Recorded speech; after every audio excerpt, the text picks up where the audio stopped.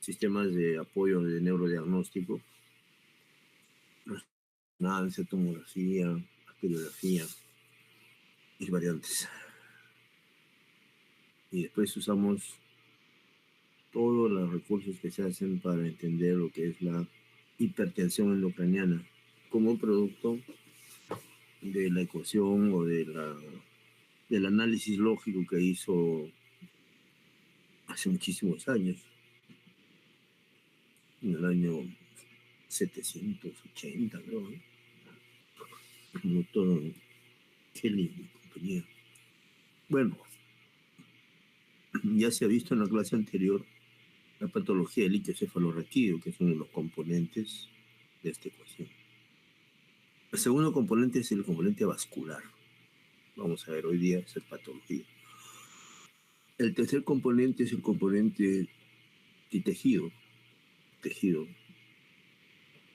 y su patología, que son los tumores cerebrales, tanto supratemporales como infratemporales. En la próxima clase, la subsiguiente, veremos la patología infecciosa y parasitaria. Y para terminar, hicimos la última clase, que es la patología de columna, de raquis. Más o menos ahí tratamos de adaptarnos al tema, ¿no? Muy bien, entonces seguimos. La patología vascular neuroquirúrgica.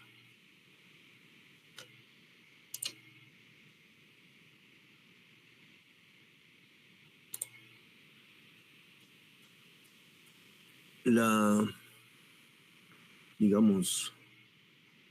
manifestación más importante de la rotura de un vaso dentro del cerebro es la hemorragia subaracnoidea. Vamos a ver después en qué consiste la hemorragia subaracnoidea espontánea, porque también hay hemorragia subaracnoidea traumática. ¿Cómo sería? Que un traumatismo cualquiera rompe una arteria. Entonces es una hemorragia subaracnoidea traumática, que dicho sea de paso es la más frecuente. ¿Por qué? Por la cantidad de traumatismo cefalocraneal. En cambio, la hemorragia cerebral espontánea es frecuente, pero no de esa magnitud. En el Perú se ha calculado en que la hemorragia cerebral y en bastantes países de América Latina es 16 por 100.000. La comparación de Estados Unidos, que también es 10 por 100.000, y Japón, que es aproximadamente el 90 por 100.000, 96 por 100.000 en Japón. Y en Finlandia, que se dicen 120, 130 por 100.000, o sea, mucho más frecuente que nosotros. En consecuencia, el tratamiento de los aneurismas en Finlandia, pues, pan del día. O sea, cada rato se ve tratamiento de aneurismas cerebrales, comparado con otros lugares de Europa, ¿no? Y del mundo. Acá les presento al doctor Donald Morote. El doctor Donald Morote Rebolledo nos enseñó a operar aneurismas cerebrales, trataba el servicio de neurocirugía como si fuera su hijo. Vean ustedes cómo está cargando esa criatura. Y cómo empezó a operar en el año 60 aneurismas cerebrales. O el doctor Loco, el doctor Salazar, el doctor Sánchez fueron pioneros en el tratamiento de aneurismas cerebrales. Para este efecto, para tratar esto o para hacer el postoperatorio de estos pacientes tan delicados, tan graves, se creó la UCI neuroquirúrgica, que se llamaba unidad de control, que funcionó desde el año 62, que ya se operaban aneurismas con 5 camitas. Posteriormente ya se hizo la unidad de cirugía vascular cerebral como unidad, tuvo más camas, ¿no? Y desde el año 2008 ya se crea el departamento de neurocirugía y el servicio de cirugía cerebral y tumores y neurointensivismo, que es el que existe ahora, ¿no? Cirugía cerebral y neurointensivismo, donde operamos tumores cerebrales, aneurismas cerebrales, malformaciones cerebrales, que son lo más frecuente, lo que más sangra, ¿no? Entonces, tenemos así un tema.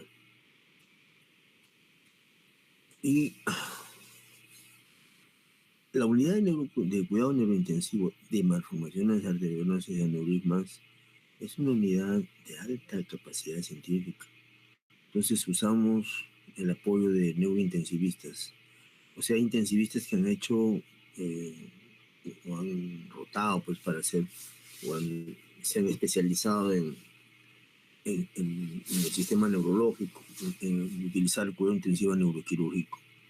Básicamente es presión intracerebral, catéteres venosos centrales, presión venosa central, líneas arteriales, procedimientos invasivos para monitorizar al enfermo que está en UCI, que está grave, que tiene generalmente un Glasgow menor a 8. Entonces es un enfermo que está en ventilador, postoperado inmediato, o enfermo tequeado, o enfermo operado de un tumor, etcétera, ¿no? Para eso, al inicio los neurocirujanos hacíamos neurointensivismo.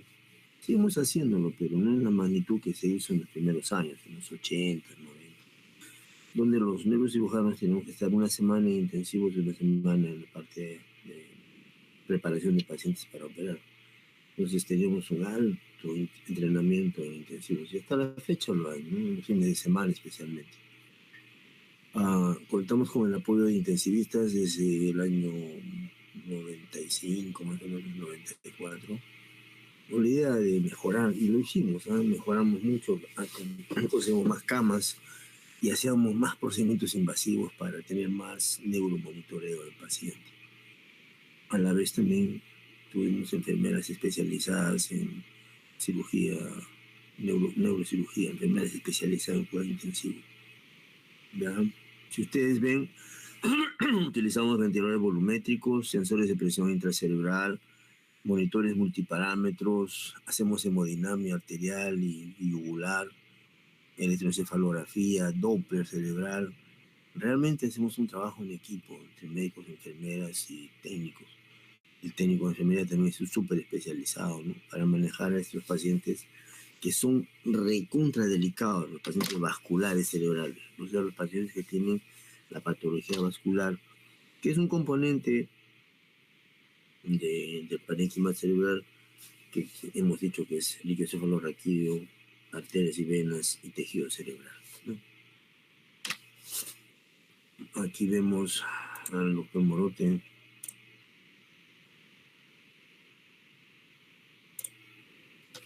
El doctor Morote es un pionero de la cirugía en el Perú, ¿no? Y especialmente de las cirugías de aneurismas cerebrales. Fue nuestro maestro, nuestro profesor. Él me regaló esta tesis, es su tesis doctoral. Él hizo tesis doctoral en mail de papel bulky, pero ahí en ese papel tan humilde está la experiencia hasta el año 73, 74, en 100 pacientes operados de aneurisma y malformaciones arteriovenosas, 50. El análisis de 100 pacientes, 50 con aneurisma, 50 con malformación arteriovenosa. Realmente un extraordinario trabajo que condensa pues y resume toda la experiencia en una época en que el cuidado intensivo prácticamente era hasta cierto punto bastante primitivo, bastante artesanal, digamos lo mejor. ¿Por qué? Porque no había ventiladores volumétricos, eran ventiladores a presión. O sea, realmente eran los famosos BIRT en los primeros de los años, prácticamente creaban barotrauma.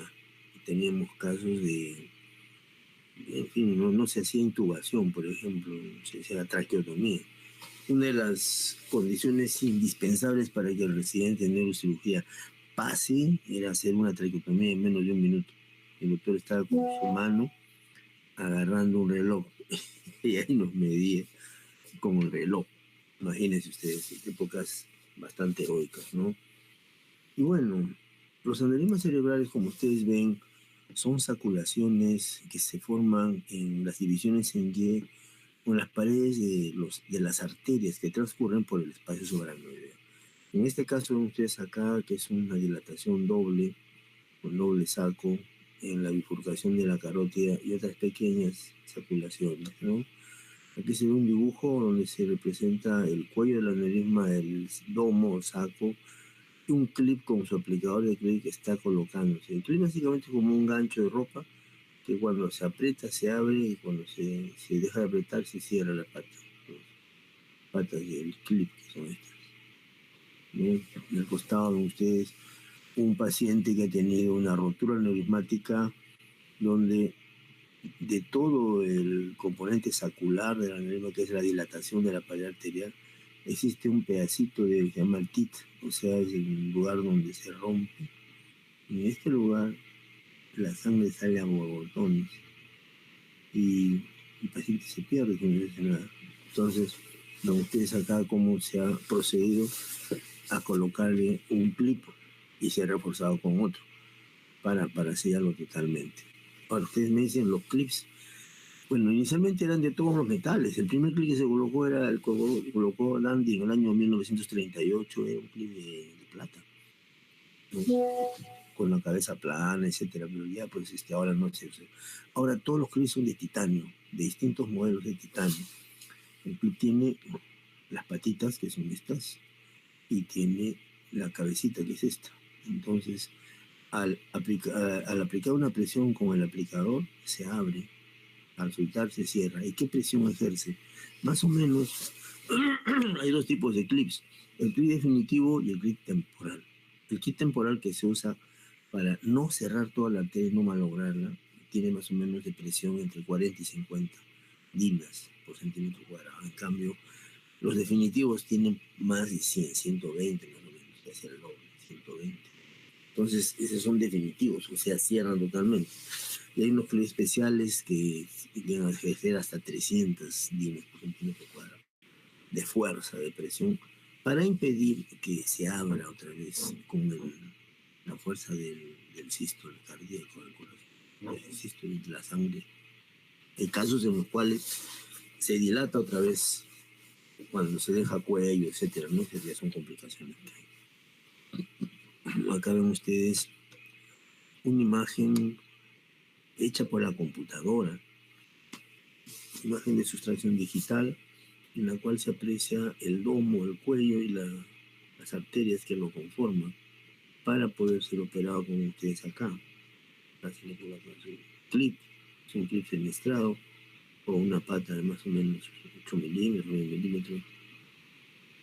Estos clips son recontra útiles, clips fenestrados se llaman así. Estos clips grandes son diferentes a estos, tienen una fenestra. Estos clips ejercen más o menos una presión de 300 dinas por centímetro cuadrado, casi 300 gramos de fuerza que hacen, ¿no? Entonces realmente es el aneurisma bien sellado totalmente con el clip. Entonces ese sellamiento es eterno, o sea, ya no sale. ¿De acuerdo? Los aneurismas se forman, como les he mencionado, en las bifurcaciones. Acá tenemos, por ejemplo, la bifurcación del tronco basilar en dos cerebrales posteriores, y justo donde el impacto llega a la pared, hace la dilatación. Igual pasa con la cerebral media, pasa con la carótida interna, la bifurcación de la carótida interna, en fin, todos los lugares donde hay una esquina especial, ahí pasa, ahí aparece, donde hay una Y, ¿no? Una pared que recibe el impulso, el shock de presión, ahí aparece, ¿no? Los tipos de aneurisma, de acuerdo a eso, serían pues saculares en forma de un saquito, una ampolla o bleb, o sea, una capita nada más, como una ampollita, o fusiformes, ¿no? En forma de uso, oligostásicos, o sea, dilatados. Hay gigantes, hay micóticos, hay disecantes, ¿no? Que hay distintos casos de patología que viene el caso mencionado.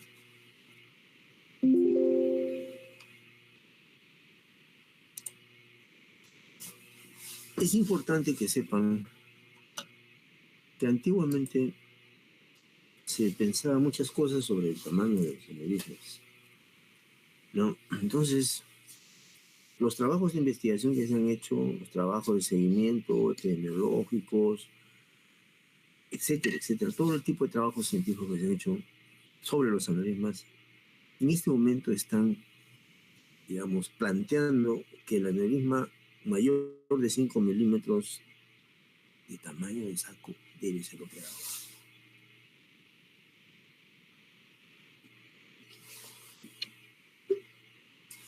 qué razón?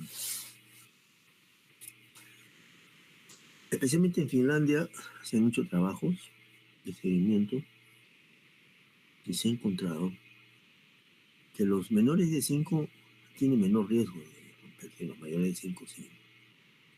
Antes era 8, al inicio eran 10 milímetros, ahora estamos en 5.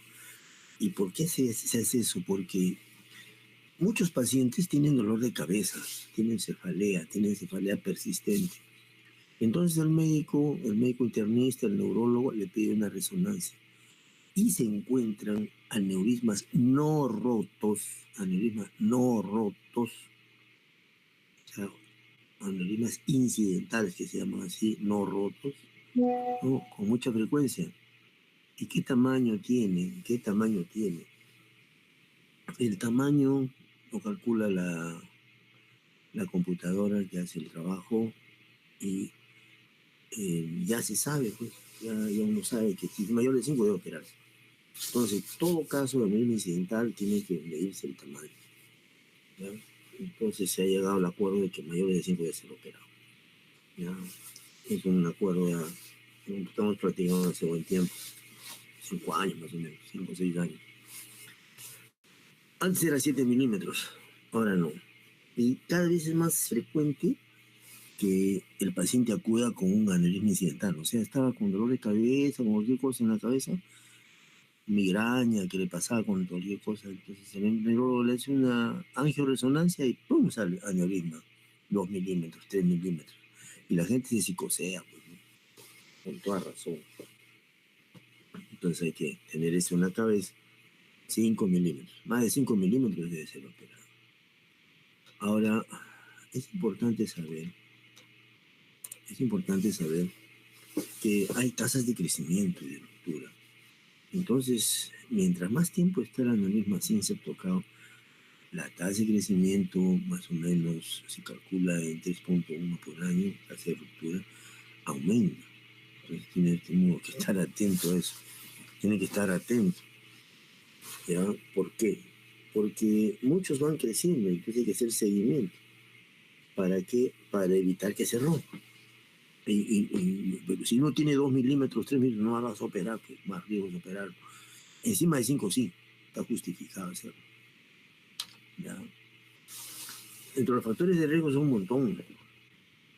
Factores genéticos, el tamaño, el crecimiento, la velocidad de crecimiento, la localización, la forma, tener múltiples, accidentes personales de hemorragia cerebroidea, síntomas de compresión, o sea, son grandes, son factores de riesgo. Y la dinámica de flujo es lo más importante.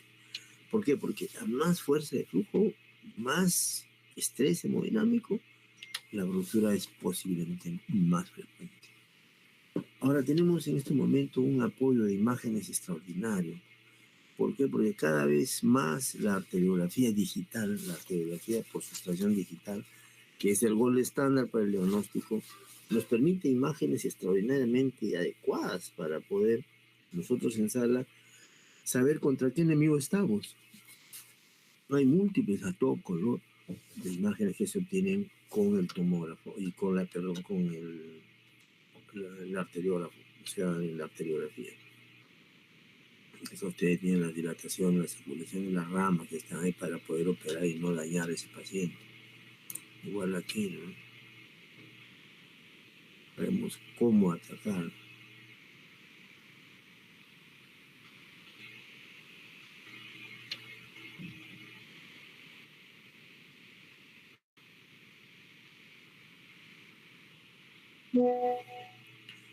Realmente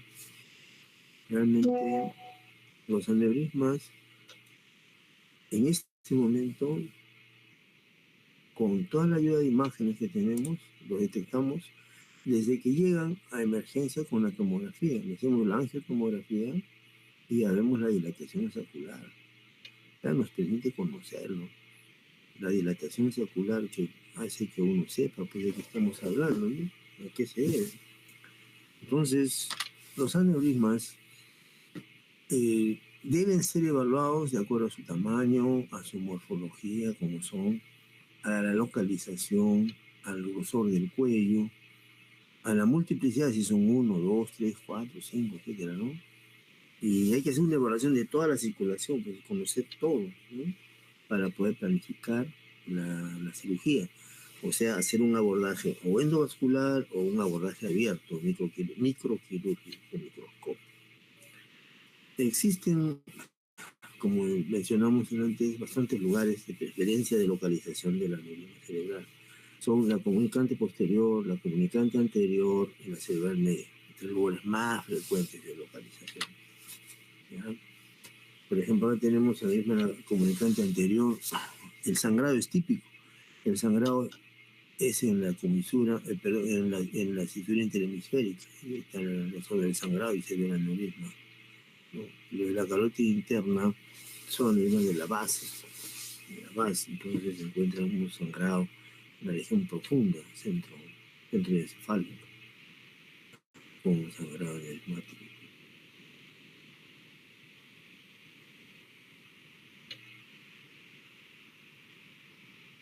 Debemos mencionar que los aneurismas tienen múltiples formas de presentación. Pequeños, grandes, bilobulados, etcétera, ¿no? Vamos a ver acá, por ejemplo, que el doctor Michael Lawton, más o menos ahorita está en 5.300, 5.500 aneurismas operados. Cuando hice este libro hace 4 años, 5 años, tenía 4.700. El lugar más frecuente para Lawton era la cerebral media, la comunicante anterior y la cerebral posterior, comunicante posterior. Nosotros al revés, la más frecuente es la comunicante posterior. Ya vamos a ver posteriormente nuestra casuística. También hay bacilares, oftálmicos, de las pica, pericallosis, etc. Hay diferentes lugares donde se rompe el aneurisma, donde se ofrece el aneurisma, en el largo vascular de lo que se llama el polígono de Willis. ¿Ya? La hemorragia subaranoidea ocurre ¿dónde? En el espacio subaranoideo, es este. El espacio subaranoideo permite que por él pasen las arterias y entonces al romperse llenan el espacio subaranoideo de sangre. Acá ven ustedes, por ejemplo, una rotura que ha llenado de sangre todo el polígono de Willis. Acá una sangre que ha llenado el valle silviano derecho, el valle silviano izquierdo. Entonces, más o menos nos orienta el lugar de sangrado por la sangre, el acúmulo de sangre. Los que son de la comisura anterior, del espacio anterior, como esto, es comunicante anterior. La zona lateral silviana es generalmente, no siempre, es cerebral media, porque también hay casos de comunicante posterior que sangran esa zona, ¿no? Entonces, la salida de sangre sin relación al trauma es la hemorragia subaranoidea espontánea. Cuando el sangrado es muy intenso, se produce la salida brutal, totalmente fatal. Lo que epidemiológicamente les hemos hablado hace unos minutos es más o menos 16 por 100.000 en Lima, 16 por 100.000. La mitad de los pacientes que sangran tienen menos de 55 años, son datos que aparecen. Generalmente mueren, sobreviven más o menos la mitad, y el 40% es dependiente, o sea, tiene lo que se llama pues dependencia, ¿no? O sea, el paciente no es autosuficiente. Nosotros en neurocirugía utilizamos el índice de Karnofsky. ¿Qué revela el índice de Karnofsky? Quiero que presten atención a lo que les digo. El índice de Karnofsky permite ver si el enfermo es dependiente. Pues se puede operar, se le puede ayudar en todo, pero si es independiente, mayor razón. Pero con dependencia, no.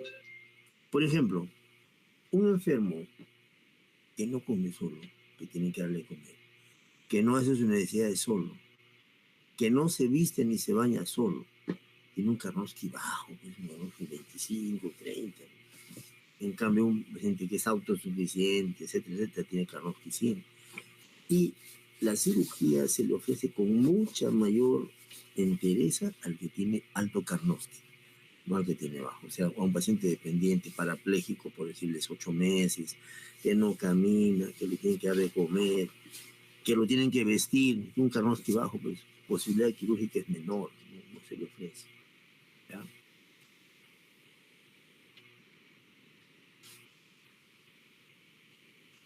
Con relación a los aneurismas, tengo que decirles lo siguiente. Están escuchando, grábenselo bien. Ocurre un sangrado, hay una mortalidad. Los primeros 3 días se vuelve a romper, es lo que se llama el resangrado. Eso aumenta la mortalidad. Si resangra, casi seguro se muere. Resangra, ¿no? Si pasan los días, viene lo que se llama el vasoespasmo.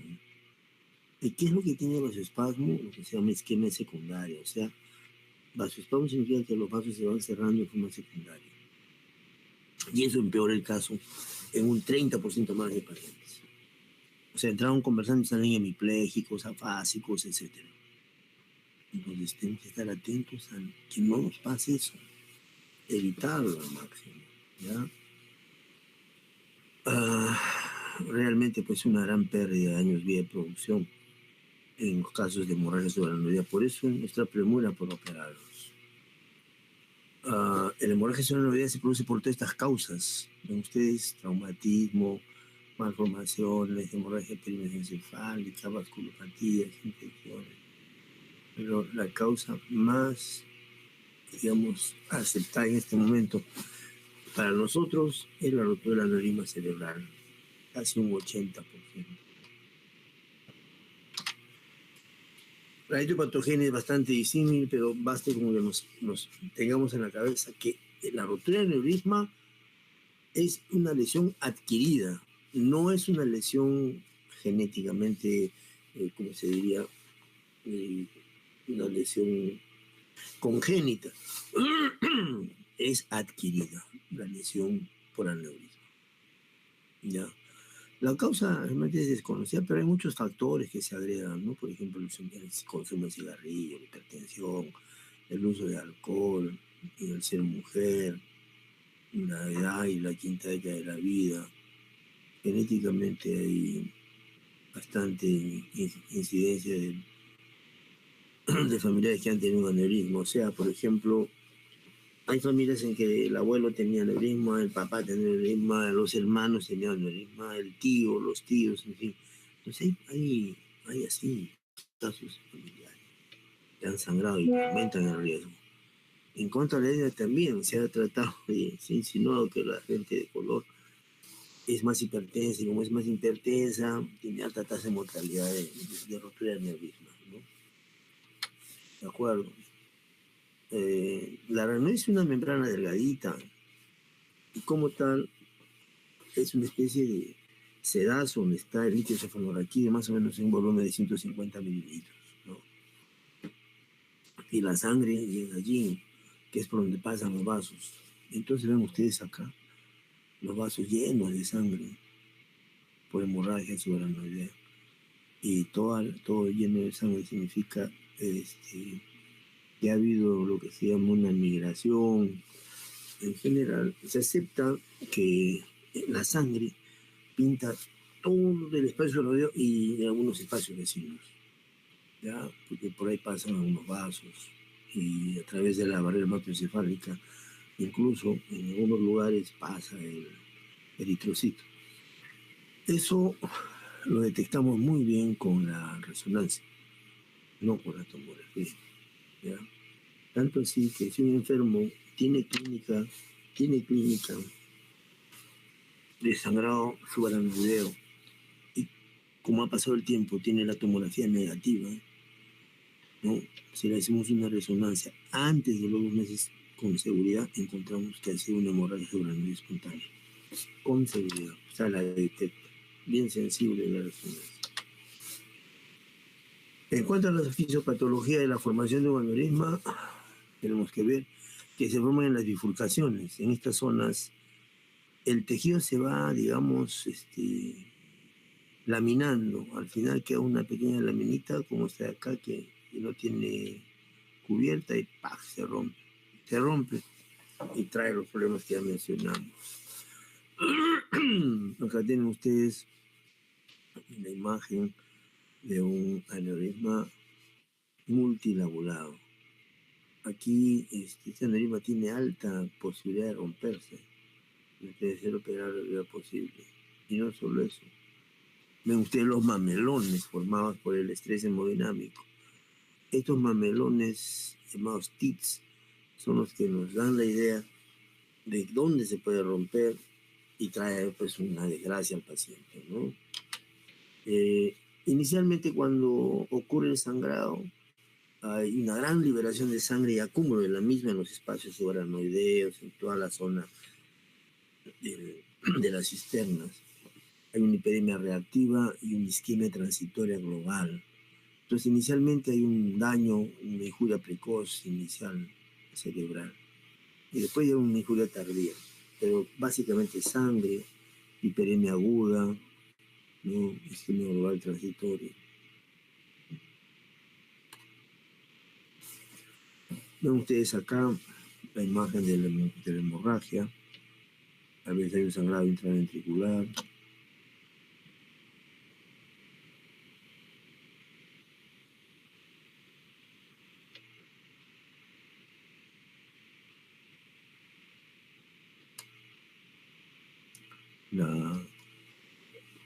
Si analizamos bien esta diapositiva, vamos a ver que la complicación sistémica más importante es la activación del sistema nervioso simpático, que es acá. Sigan el puntero. Activación del sistema nervioso simpático. Es la complicación sistémica más grande. ¿Qué trae como consecuencia esto? Trae edema agudo de pulmón y disfunción cardíaca. Disfunción cardíaca. ¿Ya? Es bastante importante esto porque la gran mayoría de enfermos tienen este problema. O sea, hay una aguda, súper aguda complicación con la activación del sistema nervioso simpático. ¿Ya? Y eso trae como consecuencia cosas muy terribles. ¿Ya? El enfermo tiene problemas, digamos, a veces tiene edema agudo de pulmón, ¿ya? Son complicaciones, digamos, agudas, edema agudo de pulmón neurogénico. A nivel de corazón ocurre el estaño miocárdico, el síndrome de Takotsu. Muchas veces el paciente ha sido tratado como infarto de miocardio, lo que tenía en el fondo una hemorragia cerebral. ¿Ya? Entonces, todos esos factores tenemos que tenerlos en cuenta para poder nosotros decir qué vamos a tratar en este caso. Entonces, el sangrado agudo o el resangrado, ¿no? Es grave para nosotros. Es más, se calcula, se ha encontrado histopatológicamente, que cuando ocurre un sangrado, inmediatamente se van a producir adherencias, van coágulos. Y si viene un resangrado, no va por ningún camino, va por otro. Y generalmente se va hacia el tronco encefálico y viene el óbito. El paciente fallece. Viene el óbito. ¿Se dan cuenta? Ya, entonces tenemos una injuria precoz y una injuria provocada por la activación simpática, que no debemos olvidarla. ¿Ya? Y por otro lado, pasando las horas, los días, aparece lo que se llama el vasoespasmo. En el fondo simplemente son, digamos, angiográficamente se encuentra que hay zonas de vasoconstricción, zonas cerradas. Lo que se plantea es que hay un estrés oxidativo con aminoácidos que son productores de estas sustancias que lo nutren, como son sustancias vasoactivas, el PUFA, o sea, los ácidos grasos insaturados, hay liberación de catecolaminas, entonces todo eso hace que haya vasoconstricción y el paciente empieza a tener problemas. Y en esos casos que hay vasoconstricción, un vasoespasmo, nosotros tenemos que usar verapamil. ¿Ya? Entonces, es ahí cuando encontramos que en la arteriografía existen zonas de vasoespasmo, zonas espásticas que son y en el estudio anatómico, en patológico, se encuentra pues vasoconstricción que cierra el flujo. Entonces trae problemas para el enfermo. Este esquema cerebral, entonces, que se presenta en el paciente, ¿no?, es por la disminución del tono vasodilatador y la gran vasoconstricción, vuelvo a insistir, generada por catecolaminas, radicales libres, eicosanoides, endotelina, ácido graso insaturados, angiotensina, vasopresina. Todos esos fármacos provocan vasoconstricción microvascular aguda en el contexto del cuadro clínico que se llama vasoespasmo. Ahora, el enfermo, ¿qué nos relata? En muchos casos, más o menos entre el 15 al 39% de casos, nos refiere que ha tenido ya síntomas previos, que ha estado ya previamente siendo amenazado por esto, ¿no? Ya más o menos es lo que se llama la hemorragia centinela. Cuando ocurre el cuadro agudo en los meningios, y la forma más común es una cefalea brutal, a veces con esfuerzo o sin esfuerzo, hay fotofobia, hay vómitos, náusea, ¿no? La alteración de estado de conciencia lleva al coma. En el fondo de ojo, ¿qué encontramos? Hemorragia subhialoidea, más o menos hasta cerca del 30% de casos. Es lo que se llama el síndrome de Terson, ya que es frecuente encontrarlo. Es lo que lo encuentra el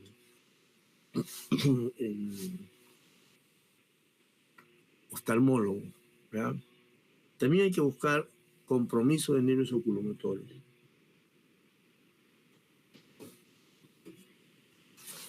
Muchos enfermos se presentan con tosis palpebral. ¿Por qué? Porque el tercer nervio es golpeado por la dilatación del aneurisma de la comunicante posterior. ¿Y qué ocurre?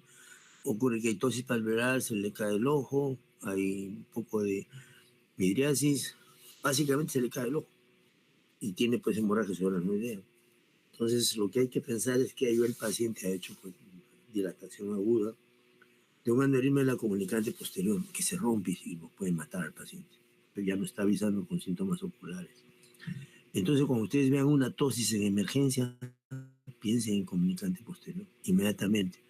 ¿Cómo lo sacan? Con una tomografía. En la tomografía van a ver si hay o no hay sangre. Si no hay sangre, hacen su angiotomografía y van a encontrar aneurisma, probablemente. ¿Ya? Y si hay sangre, sale un sangrado en la base cráneo de hemorragia cerebral. Todo eso hay que pensar en emergencia.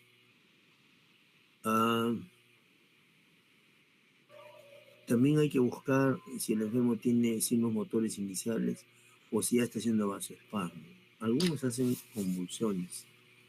Entonces, los síntomas resumimos que pueden ser alteración de conciencia, vómito, náusea, hipertensión, fiebre, fotofobia, focalización neurológica.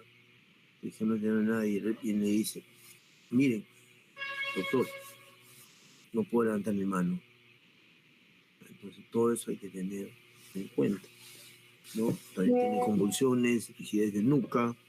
Es importante la rigidez de nuca. El paciente está como una tabla. Uno trata de levantar y levanta una tabla. O la hemorragia subhialoidea de Terson que ya hablábamos, ¿no?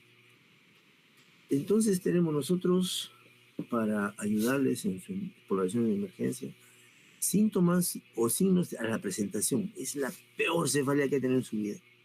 Es como un trueno en la cabeza. Muy distinta a todo. Hay meningismo, hay signos que nos ayudan a pensar en que está haciendo warning signs, o sea, está haciendo síntomas de alarma en los días previos. Otras posibilidades que nos ayudan es el dolor en la espalda, disfasia, síntomas focales, por ejemplo, el tercer nervio craneal paralizado, ¿no? Mareos, vómitos y náuseas, dolor orbitario, convulsiones, ¿no? Síncope, cambios en el estado de conciencia, ¿no? Trastornos en la marcha, cambios en la visión. Todo eso hay que entender y sospechar, ¿no? Hacer sospechar.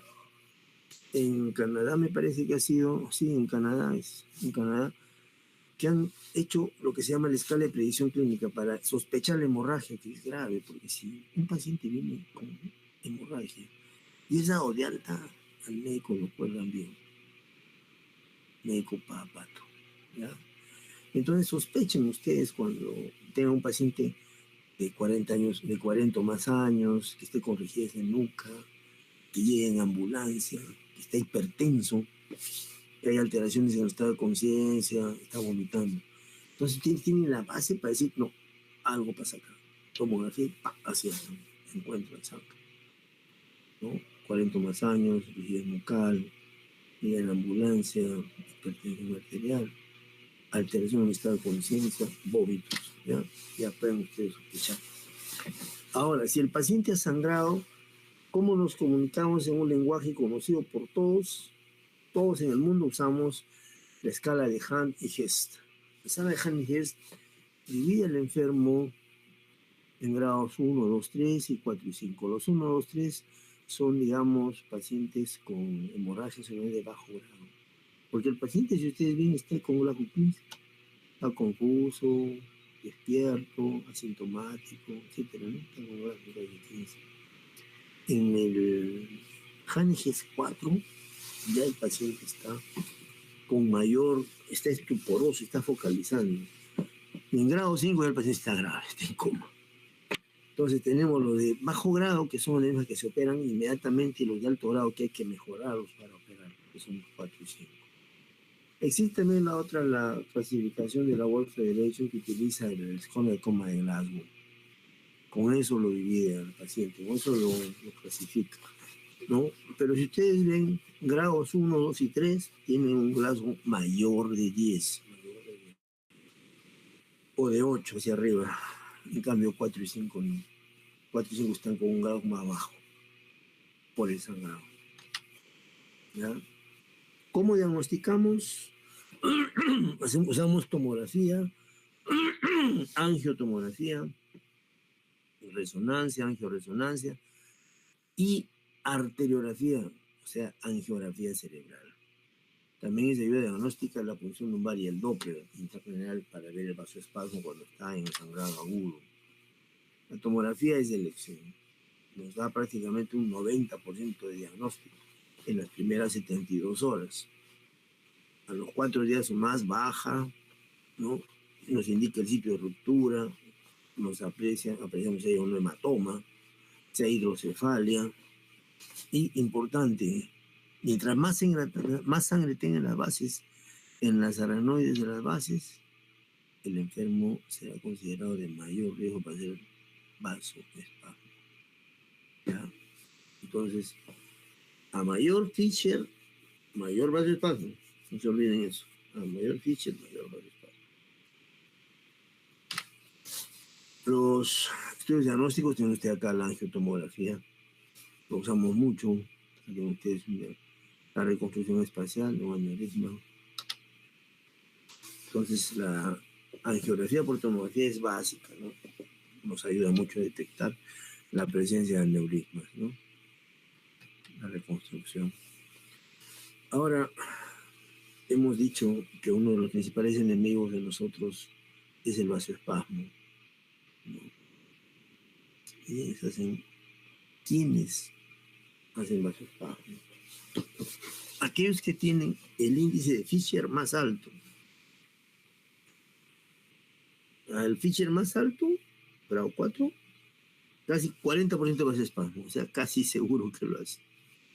¿No? O sea, mientras más alto es el Fischer, más posibilidad de que haga vasoespasmo. Ya tenemos para entender lo que es la clasificación de Fischer y la clasificación de Hanighes. Tienen que estudiar bien eso. Estudios diagnósticos, como hemos visto, también se puede usar la resonancia. En agudo se puede usar la resonancia, pero es un poco más difícil, realmente está ocupada. Es bien problemático usarlo de emergencia, pero se puede usar, ¿no? Es muy sensible. Hay que usar FLAIR. Es bastante problemático para unos pacientes que están agitados, que están estuporosos, y demora el resonador como 30 minutos. ¿Cuál es la gracia? No hay.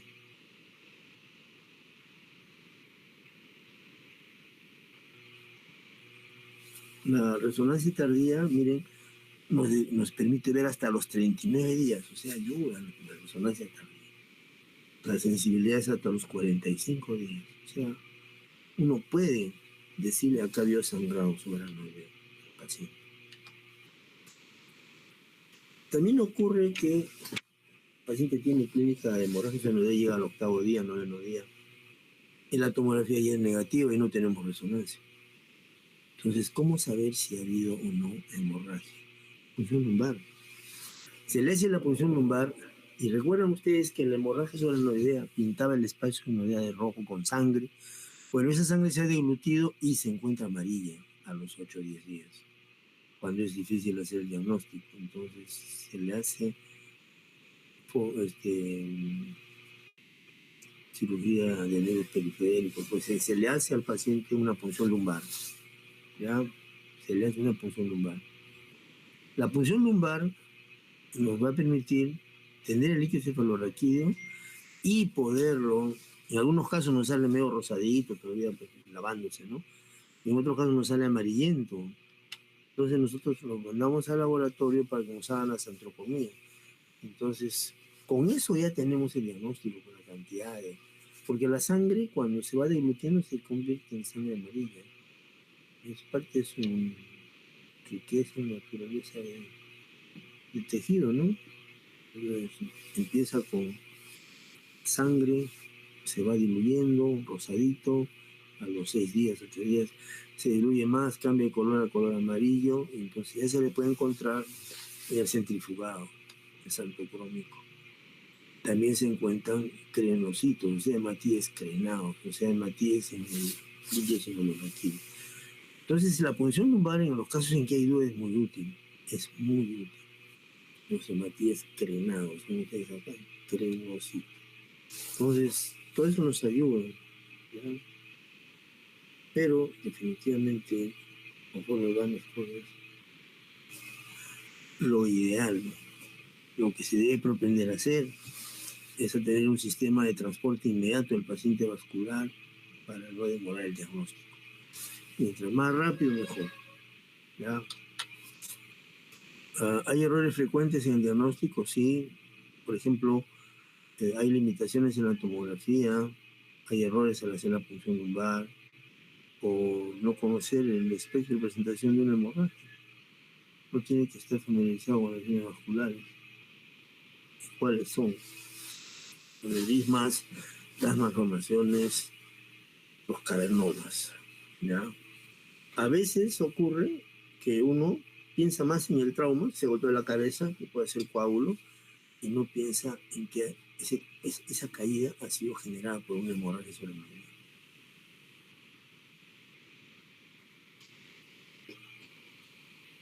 Entonces, tenemos muchas formas de no pisar el palito, como decimos, no caer en el error, ¿ya? El diagnóstico lo hacemos con angiografía, por cateterismo. Ya tienen ustedes un angiógrafo de los antiguos, ya no hay, los de ahora son ya con rotacionales, de otro tipo de trabajo, totalmente modernos, ¿no? Pero de todas maneras, es el estándar de oro, ¿no? El estándar, gold estándar. La arteriografía por subtracción digital nos permite conocer aneurismas hasta el tamaño de menos de 3 milímetros para poder conocerlos a los aneurismas. Totalmente. La arteriografía nos permite conocer el cuello, la dirección del cuello, las arterias que están alrededor de la forma, lo que ven ustedes acá. Y me permite ver prácticamente todo la anatomía.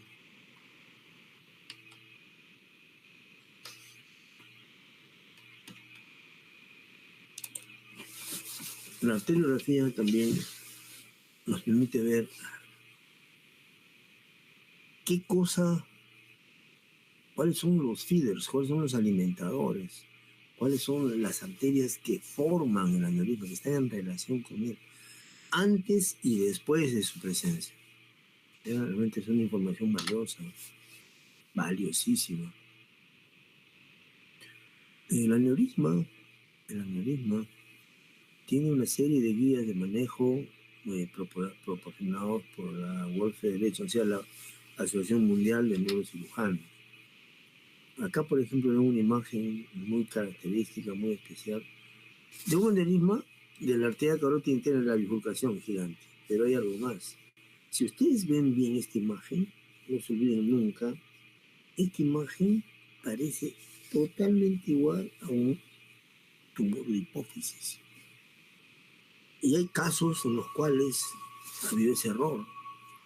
Se ve esta imagen y se cree que es un tumor de hipófisis. Se le hace un corte y ¡pum!, hay una hemorragia brutal ahí. ¿Por qué? Por no haber hecho una radiografía donde se ve que el aneurisma está en el lado de la hipófisis totalmente echado y libre para cometer cualquier tragedia. Es frecuente tener eso. Por eso el consejo es, todo paciente con tumor de hipófisis grande debe hacerse una arteriografía o angiotomo o angioresonancia para aclarar que no sea un aneurisma la lesión que estamos viendo. ¿Ya? No se olviden. Acá tienen ustedes un caso de tomografía con sangrado, la arterio y la reconstrucción espacial para poder pasar a operar, ¿no? En general, es una guía de manejo de un paciente el cual sospechamos en emergencia que tenía un sangrado. El tratamiento debe ser lo más precoz posible. El tratamiento más precoz posible tiene un objetivo: combatir el resangrado. ¿Por qué? Porque el resangrado mata más enfermos que los que recibimos por sangrado. O sea, mata más el resangrado, aumenta la mortalidad. Entonces tenemos que evitarlo, ¿no?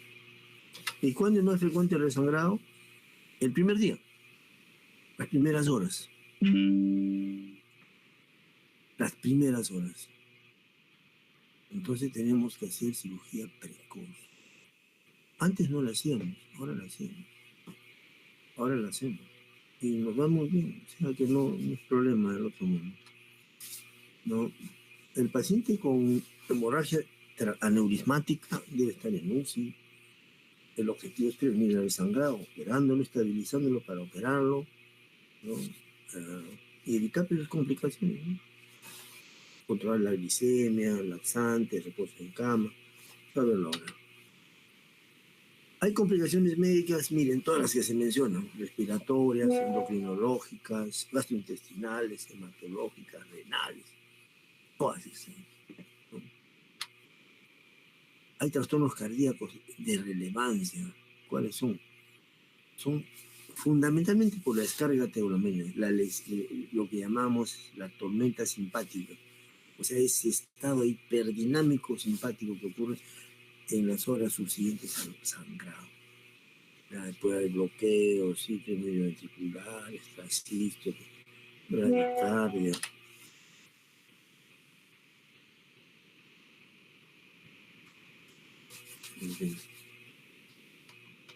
No es lo que quiero.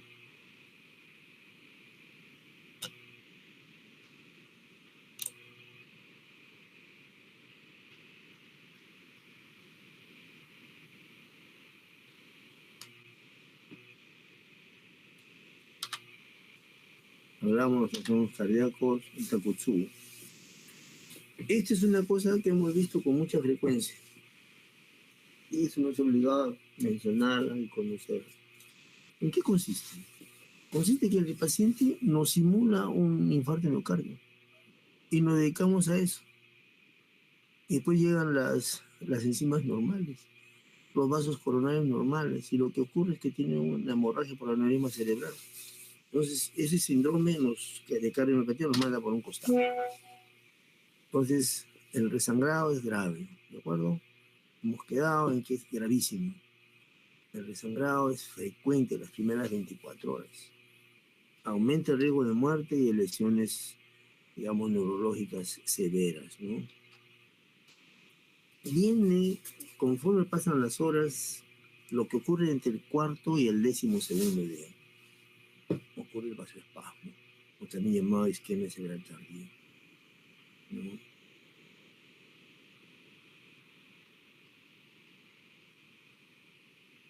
Tiene un pico máximo el séptimo día, igual pues va disminuyendo hasta el día 21. ¿Hay déficit motor neurológico? Sí.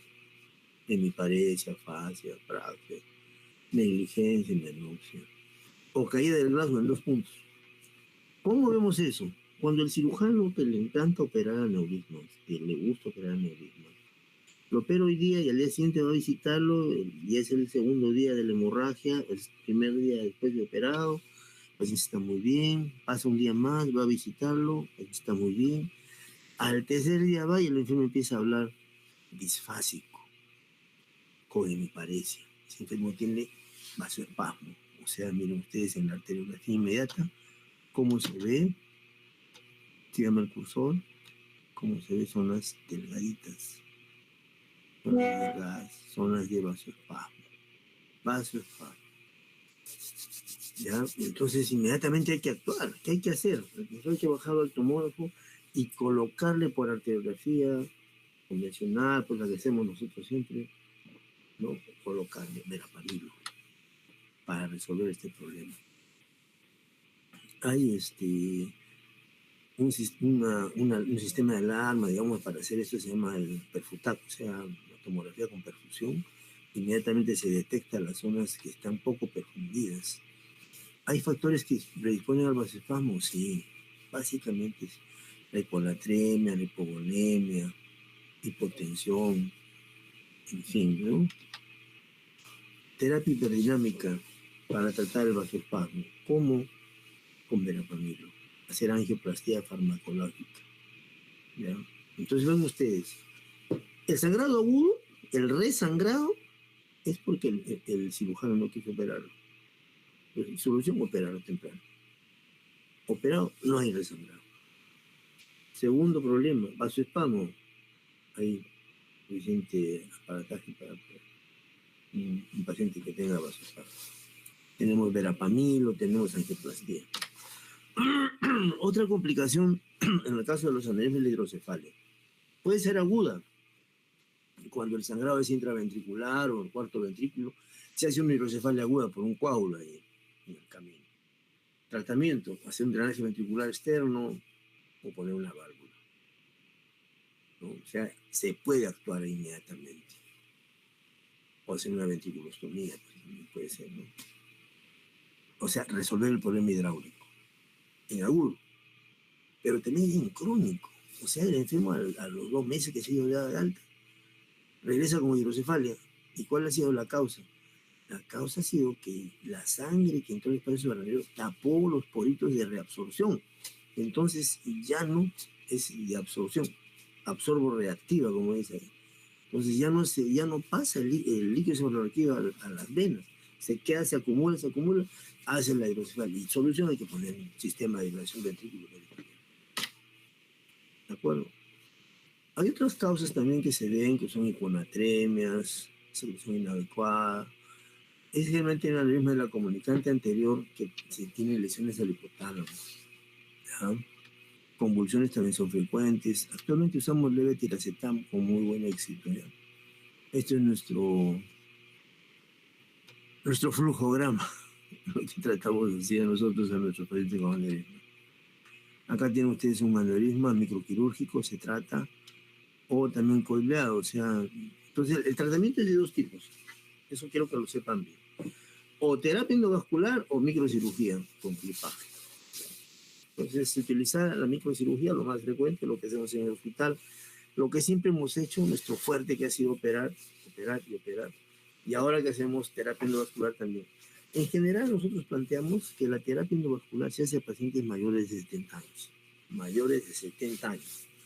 La gente joven que tiene una vida por delante, preferimos hacerle cirugía de microclipaje, porque eso, microcirugía, es eterno.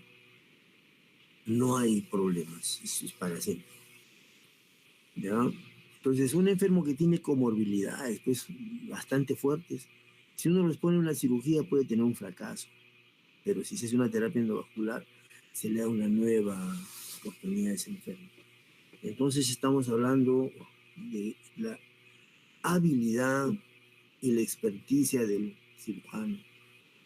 También hay que tener en cuenta la localización, las dificultades para llegar al punto de sangrado y lo que el paciente quiere, ¿no? Porque el paciente dice, no quiero que me opere. Ya, caballero, no queda otro. Ahora, hay un nivel de decir cuál es mejor. Más que cuál es mejor, hay que escoger cuál le conviene más al paciente. Generalmente hacemos una junta médica. Entonces ahí vemos el pro y el contra en ese paciente. En ese paciente. Por ejemplo, si tenemos un paciente de 90 años que es cardiópata, que tiene insuficiencia renal, que tiene hipertensión esencial, etcétera, pues que tiene comorbilidades múltiples, diabético.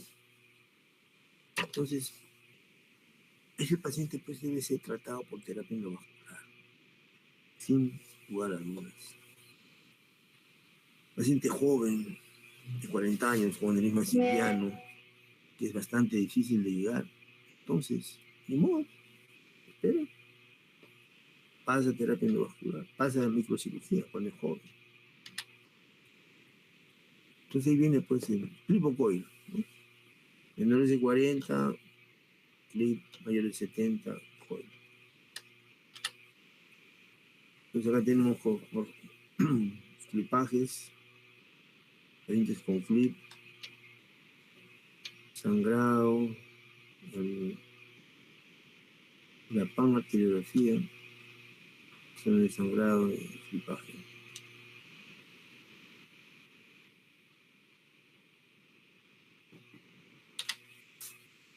Aneurismas no rotos. Es una gran ventana en estos días. Mucha frecuencia de ellos. Entonces el aneurisma no roto debe ser referido al especialista. Especialmente si tiene más de 5 milímetros. ¿Ya? Más de 5 milímetros. Debe ser referido. Aneurisma con compresión de nervio craneal que estaba mencionándoles cuando tiene tosis palpebral con ustedes acá. Lo que está tosado. Entonces, este aneurisma debe ser operado. ¿Bien? Aneurismas gigantes son bastantes, mayores de 20 milímetros. Esos aneurismas generalmente son tratados con bypass, son operaciones muy complejas. Nunca se operan en agudo, se prepara bien al paciente, porque aparte del sangrado y lo que tiene, también es un efecto de masa. ¿No? Es un efecto de masa, por eso hay que hacer cirugía para sacar toda esa masa. A veces está con parcialmente trombosado, con paredes gruesas, etc. Es todo un problema que hay que evaluarlo bien. ¿Ya? Tratamiento médico-quirúrgico, cirugía directa, se evacúa la sangre, se comprime el parénquima.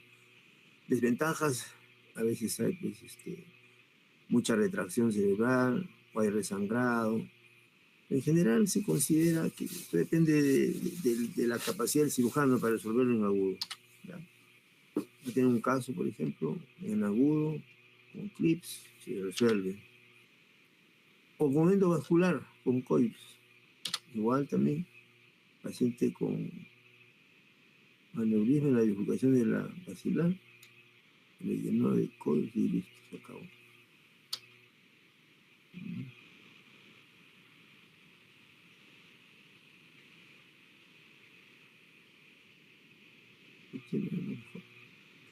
El tratamiento endovascular es preferido siempre que la arquitectura de la misma lo facilite. Y si es posible las primeras 24 horas. Es que a veces no tenemos terapista endovascular a la mano. A veces no. Pero resuelve problemas, especialmente en los casos en que hay comorbilidades agudas, pacientes de edad, casos gigantes. Entonces es útil. Nosotros lo hemos desarrollado bastante y bueno, consideramos bastante tranquilos con el crecimiento de la terapia endovascular, ¿no? Hay menos tiempo de anestesia, complicaciones no aceptables, etc. ¿No? Hay desventajas, sí, puede haber recurrencia, hay que volver a intervenir, volver a colocar el COI, volver a colocar el COI. Entonces, el riesgo más importante es el retratamiento en la terapia endovascular. Acá dos palabras de lo que hacemos nosotros. Miren ustedes, en 24 meses, se han operado 1.292 pacientes, pero vasculares son 400. 400 con patología vascular. Lo más que se rompe es aneurisma cerebral, 84.7%. ¿De acuerdo?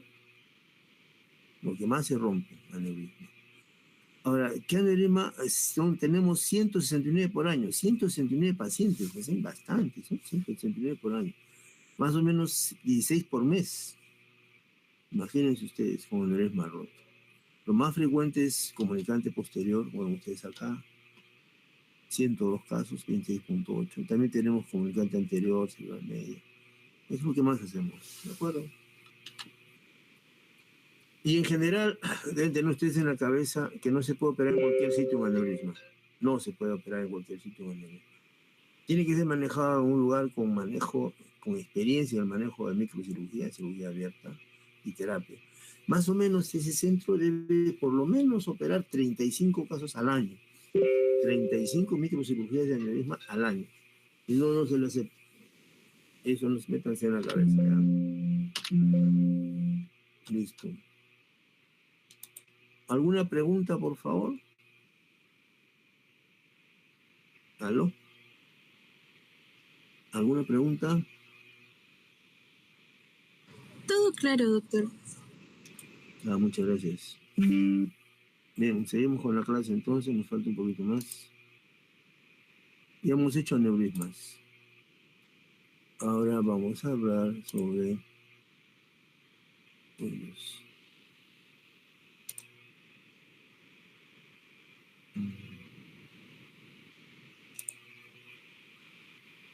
la segunda parte de la clase. Bien, la segunda parte de la clase trata sobre otras lesiones que provocan sangrado, que provocan problemas vasculares. La segunda patología más frecuente que provoca, digamos, la primera hemos dicho el aneurisma, la segunda, la malformación arteriovenosa. ¿Qué es una malformación arteriovenosa? Para empezar, esta es una lesión congénita. Vuelvo a repetir una vez más, lesión congénita. El aneurisma no era congénito, el aneurisma era adquirido. Esta es una lesión congénita, o sea, uno nace con eso. ¿Qué es eso? Se define como la llegada directa de una arteria a la vena. No hay un paquete de capilares interpuestos. De frente llega. Entonces la vena se arterializa. Por eso es que se dilata, se hincha y entonces aparece la malformación arteriosa.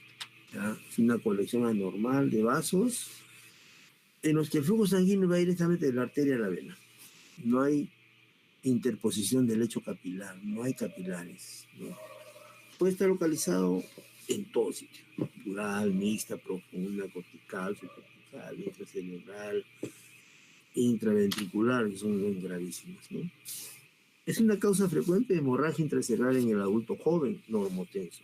Normotenso joven. Imagínense una persona de 20 años joven, sangra, es un normotenso, ¿no? Tiene un riesgo anual del 2 a 4%, son lesiones, vuelvo a insistir, congénitas, por alteraciones en el embrión. Se calcula que es en el día 23, 22 por ahí. ¿Ya? Hay pequeñas cantidades de cerebro oleótico, pero siempre es así, ¿no? Lesión directa de la arteria a la vena. En la arteria a la vena. ¿De acuerdo? Hay vasos aferentes que se llaman así, que pueden ser de tránsito o terminales. ¿Cuáles son de tránsito? Por ejemplo, estos de acá. Pasan de largo con el tránsito. Esto es aquí,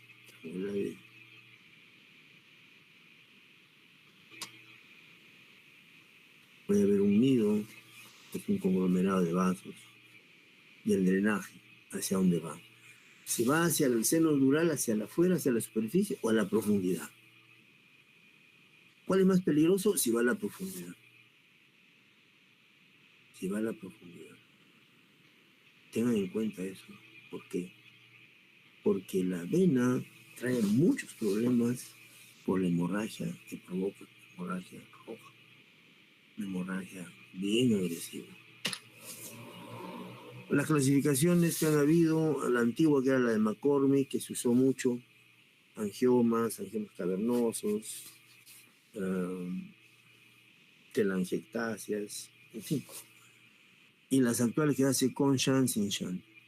La malformación arteriovenosa con shunt es la que vemos habitualmente.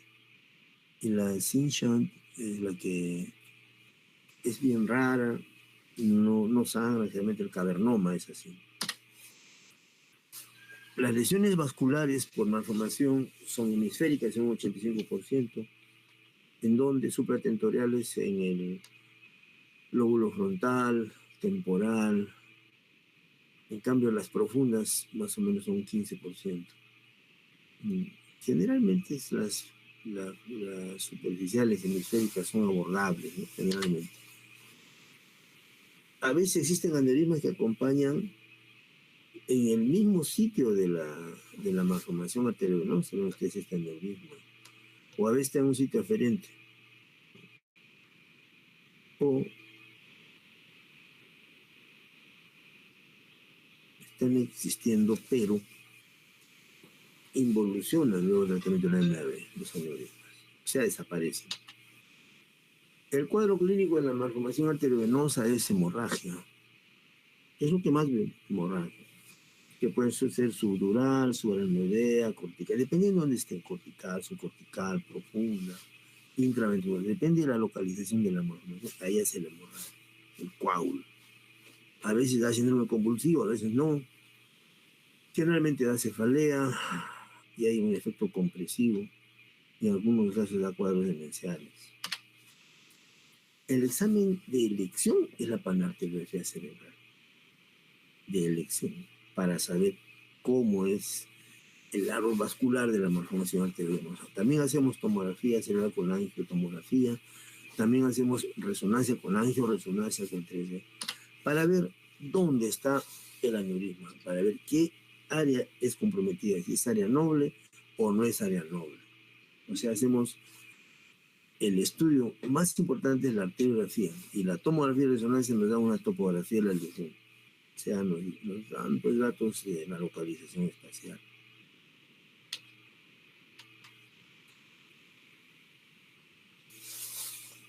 Bien.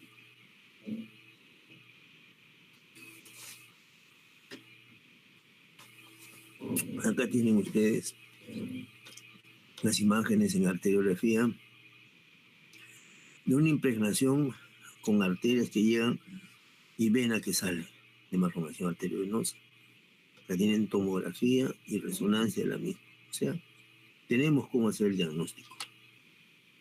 Imágenes de resonancia con zonas, esas negras son de robo vascular y las blancas son de calcificaciones o lesiones hiperdensas, ¿no?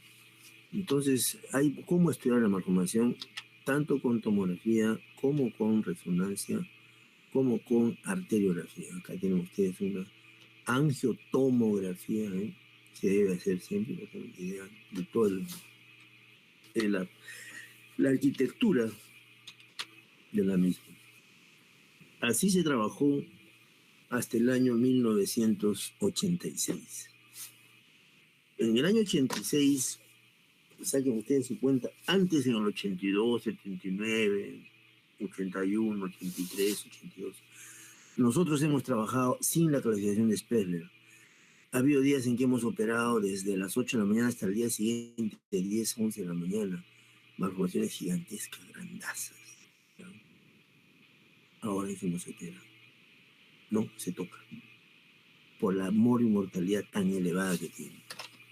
¿Y cómo se sabe eso? ¿Por qué? Porque el doctor Spessler y el doctor Neil Martin publicaron en el año 86 en el Journal Universal su propuesta de clasificación sistémica de la malformación cerebral. Inmediatamente fue aceptada en todo el mundo.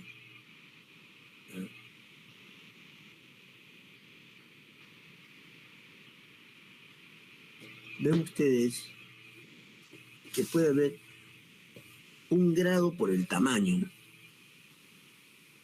Si tiene menos de 3 centímetros, le ponemos un punto. Si tiene de 3 a 6, 2 puntos. Si tiene más de 6 centímetros, 3 puntos. Nosotros hemos operado de 8 centímetros, 9 centímetros. O sea, malformaciones demasiado complejas que dejan mucha morbo y mortalidad.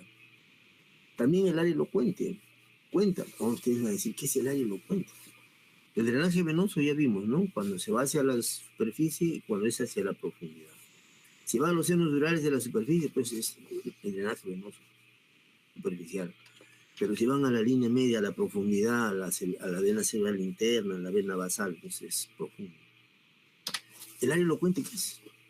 El área elocuente es la corteza sensitiva, sensorial, motora, la corteza visual, la corteza del lenguaje, el área de Broca, el hipotálamo, el tálamo, el tronco encefálico, los núcleos cerebelosos y regiones adyacentes a esas estructuras. Son áreas elocuentes, áreas nobles. Entonces, tenemos que tener en cuenta el tamaño, la elocuencia, el drenaje. ¿Ya? Para tener una idea exacta de lo que estamos haciendo.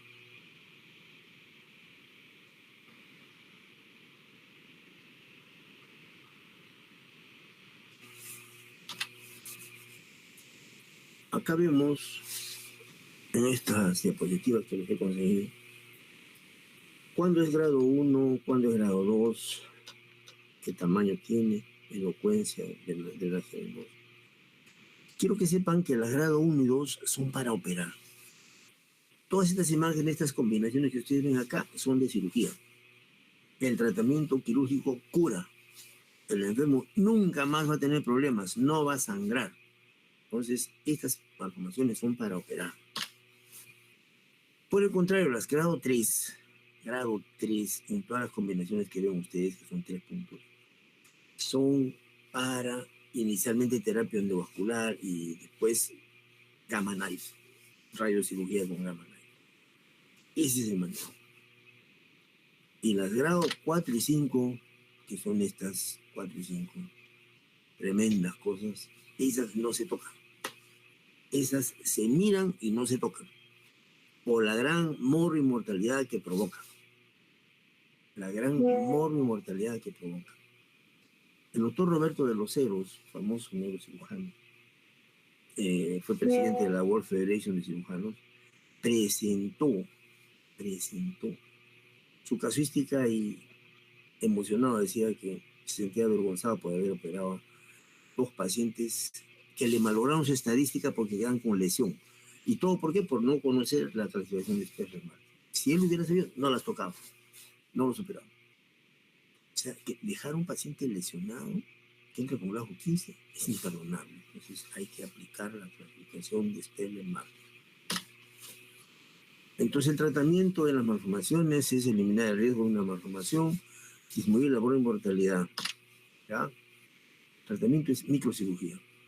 Obviamente después de haber hecho definitivamente la clasificación de Sperling-Martin, ¿no? También puede ser terapia endovascular cuando es grado 3. Cuando es grado 3. ¿De acuerdo? Radioterapia cuando es grado 3. Grados 4 y 5 no se toca. La radiocirugía es lo que debe hacerse. Se está haciendo, tenemos acá en el Perú radiocirugía. Entonces insistimos, grados 1 y 2, resección microquirúrgica. Grado 3, resección previa embolización, pero primero se emboliza y se le da radiocirugía. Grados 4 y 5 no se toca. No se toca. Vuelvo a insistir, no se toca. Bueno, esta es la forma de operarlos. Esto es un protocolo, ¿no? Para eso tenemos al doctor Lotton en su libro que son 7 malformaciones arteriovenosas. La otra fue 7 aneurismas, 7 malformaciones. Y bueno, está su técnica para eliminar pues, a una malformación arteriovenosa, cómo se saca en forma de cubo. Acá ven ustedes un caso de la malformación.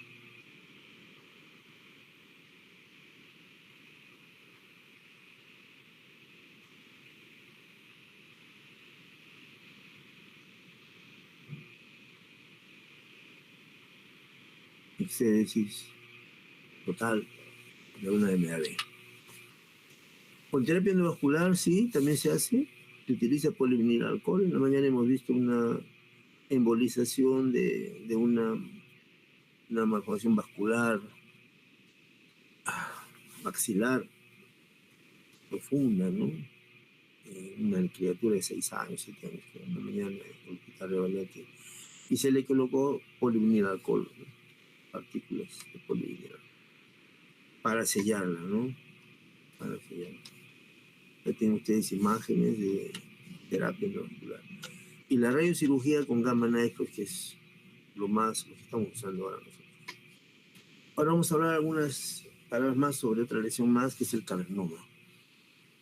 El cavernoma, llamado angioma cavernoso, es una lesión familiar. Miren ustedes, no diagnosticamos malformación cavernosa nosotros. Una vez que llegó el gamma knife, se empezó a encontrar estas lesiones en forma de popcorn. Entonces, la capacidad de hacer diagnóstico con el gamma knife, miren ustedes acá, un popcorn, es cavernoma. Entonces, el cavernoma es una lesión de bajo flujo, oculta, porque no sale en la arteriografía, no hace arteriografía y sale negativo.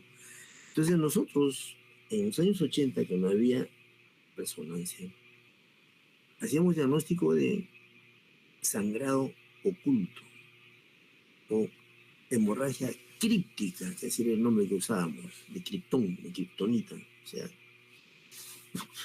algo así como cuentos de la cripta por ahí. Entonces, no sabíamos que el sangrado era por cavernoma. Ahora que hacemos resonancia, el diagnóstico ha subido hasta cerca del 60%. De ser pues 2-3%, se ha disparado. Porque hay bastante frecuencia de cavernoma como hallazgo. Cavernomas, a veces solitarios, a veces múltiples, ¿ya? Entonces ven ustedes acá un cavernoma. Es una malformación vascular de bajo flujo oculta, ¿no? Son capilares dilatados. El problema es que están a veces en el tronco encefálico y sangran, y al sangrar en el tronco encefálico crean un gran morbo de mortalidad en los pacientes, ¿no? Son lesiones casi como una mora de bajo flujo.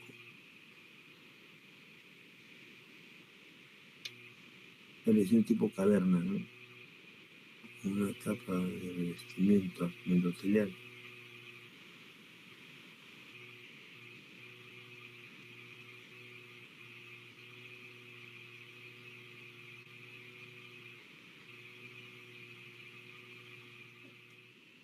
Bien.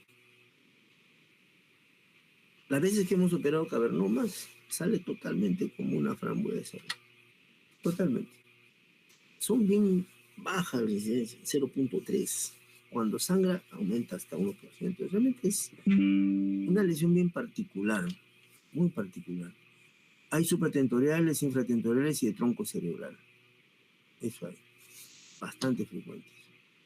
Generalmente dan hemorragia y convulsiones. He visto más convulsiones que hemorragia, pero dan las dos cosas, ¿no? O son incidentales, ¿no? Las imágenes son especiales, son clarísimas en la resonancia. Es una lesión efecto tipo popcorn, o sea, cuando hay hemorragia, pues hay efecto de masa, ¿no? No son frecuentes, pero las hay. El gol estándar para diagnosticar el cavernoma, vuelvo a insistir, es la resonancia. ¿Cómo dan? Dan pues lesión en palomita de maíz o popcorn, ¿no? Ustedes acá, hay una palomita de maíz. La historia natural pueden ser sintomáticos o asintomáticos, pueden dar convulsiones o a veces sangrado, ¿no? El tratamiento básicamente es tratar la convulsión. Hay ahora buenos anticonvulsivantes como el levetiracetam, como muy bien. Bastantes pacientes míos usan levetiracetam. Entonces, es una droga de elección. Después tenemos que hacen tratamiento con radiocirugía, pero no está aceptado. El tratamiento más usual es microcirugía. Actualmente hay muchas escuelas que se han dedicado a retirar cavernomas del tronco encefálico y distintos lugares profundos. ¿Por qué? Porque se retira y sale suavemente y se cura el paciente. ¿Ya? El tratamiento médico de la epilepsia y tratamiento quirúrgico, el gol estándar, pues hay que sacarlo todo, ¿no? Hay múltiples maneras de entrar.